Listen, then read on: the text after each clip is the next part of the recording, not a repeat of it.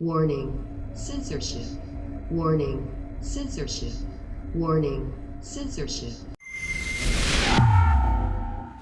This story is so awful, I thought it might be a hoax, and part of me still thinks it is. I can't even believe it, and I can't believe how many people are parties to it, collaborated in it, aided and abetted it. That's what makes it hard for me to believe how everyone went along with it. But I suppose watching people alone in their cars by themselves wearing a mask, perhaps I should not be surprised that people go along as easily with things as they do. Here's the story in CTV. Facing another retirement home lockdown, 90-year-old chooses medically assisted death. Okay, so she was obviously stopped, right? Obviously talked out of it, right? She was rescued, right? If not by some government authority, at least by her friends and family, right? Yeah, no, apparently not. When 90-year-old Nancy Russell died last month, she was surrounded by friends and family. Yeah, some friends, some family. They clustered around her bed, singing a song she had chosen to send her off as a doctor helped her through a medically assisted death. Look at that language there. A doctor helped her. I didn't know that was help. A medically assisted death.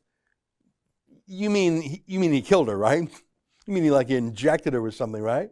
I mean very nicely and very politely, of course, but it's also passive in language. It's that classic phrase, mistakes were made.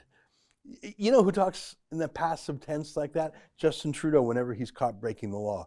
We can all learn something from this, or something like that. Anyways, yeah, she was put down like an old family dog. It was the exact opposite of the lonely months of lockdown Russell had suffered through in the retirement home where Russell had lived for several years. That was the whole point. Got it. So the only time she had friends and family with her was when she was being euthanized.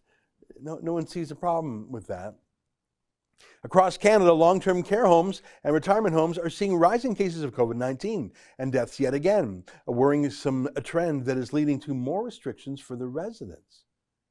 Oh, so the residents are the problem? Not the retirement homes and the government regulators? See, it's not seniors who are dying from COVID. I just want to be clear on that. It's seniors in these homes. Take a look at this. Here's the latest report from Manitoba. 8 deaths, all 8 in seniors' homes. There are lots of people in Manitoba who are 70 or 80 or even 90 years old. Lots. They didn't die. Only the ones in these seniors' warehouses are dying. And you think the answer is to put more restrictions on the residents there? Hey, word to the wise, if you care about Granny, get her the hell out of there. Or maybe that's the point. Maybe that's where people send their grannies to die when they're tired of them. The sort of people who don't visit their granny until it's time for her to be put on the ice floe and drifted away. Let me read some more. These lockdowns are taking another toll among those who don't get COVID-19.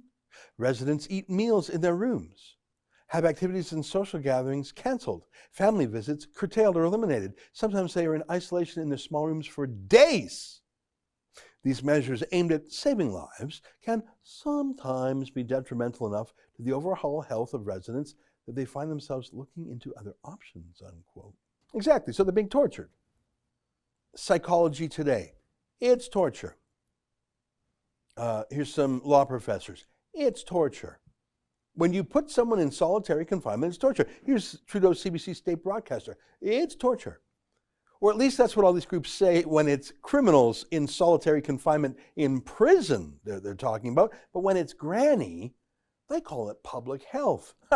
Imagine having this as your sole human contact. That is elder abuse. This is bizarre. This is not scientific. This is a lie.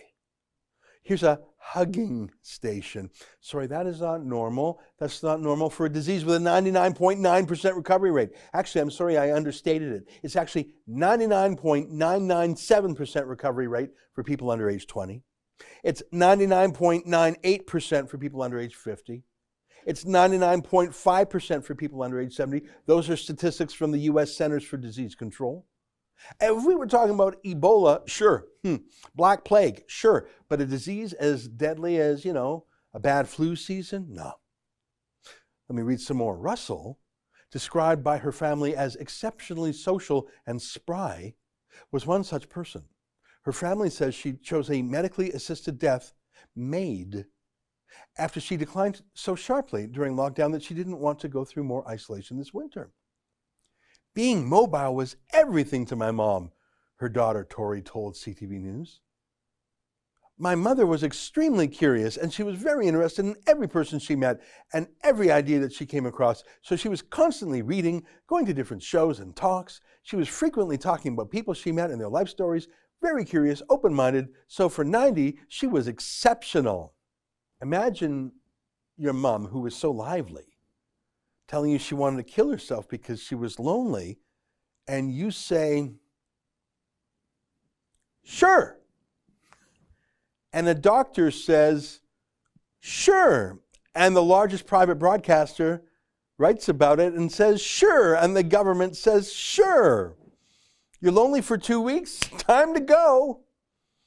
The story is clear. It wasn't the virus that killed her. It was the lockdown.